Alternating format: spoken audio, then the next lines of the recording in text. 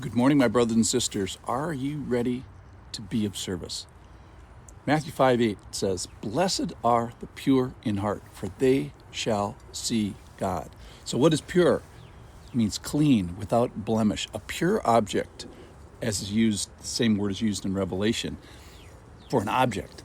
And that is one that is ready to be of service.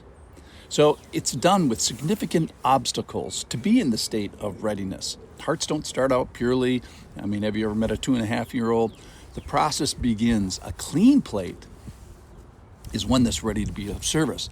A dirty plate requires some steps before it is ready to be used. A dirty plate has potential and promised usefulness, but it's not ready right now. So the end point question for us all is, are you spiritually ready to be of use now? So is there one big something in the way, big sin, something that's pestered you for months or years or decades, maybe even? So being human, obviously, is a big challenge in the spiritual realm. And how can we stand before a holy God? So it doesn't start without some real spiritual help on his part. And it doesn't happen without some human effort on our part. So let's let him do his job in the purification process, in the cleaning up our hearts to his satisfaction. But two, let's do our jobs in the purification process and strive to be pure. Why? Because clean is useful. Clean doesn't have to go backwards first to get to this. So why be pure? Well, God, 3 reasons.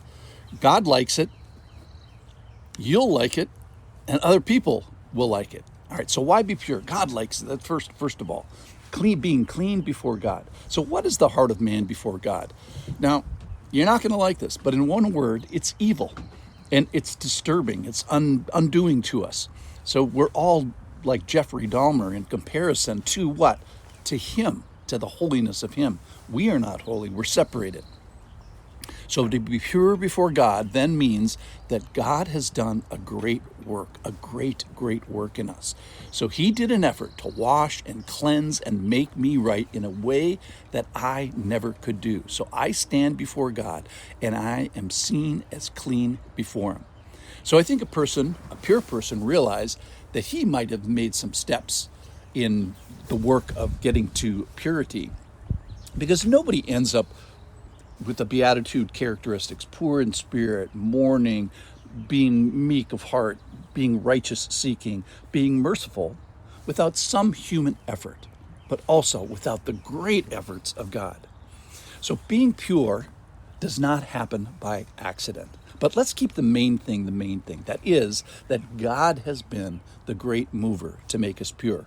And the only way to be spotless before God is to hide under this tunic of the accomplishments and the purity of Jesus. All right, second big point. So God likes it. Second point is that we like it. In a sense, we are pure before God because we hide in him. And his righteousness makes us righteous by association. The cloak of his purity is what positionally makes us pure as we wrap ourselves in it. So this does not make me prideful. This, like in ending up with, oh, how great I am. No, this makes me grateful. And I say how great he is. So purity, being pure, enjoying purity, then produces praise and worship. So, and to be of use in his kingdom is also a great honor. I wish you all the blessing of being useful to God in some practical way. There are very few things which are as satisfying. All right, so God likes it, we like it, and then the other thing is other humans like it. The Beatitudes, all of these characteristics are a beautiful way to live. A beautiful way to live is my title for this series. So the pure in heart are the best people to be around. Why is that? They're powerful, they're content, they're postured correctly, they're striving after the right things. Who wouldn't want a neighbor who's pure in heart, or a coworker, or a spouse, or a parent, or a fellow church member? Purity is this power of position that is then demonstrated in a power of usefulness. So the pure are the useful. Blessed are the pure. So purity is this state of well-being in relationship with God that it results in usefulness. So pure means ready to be of service.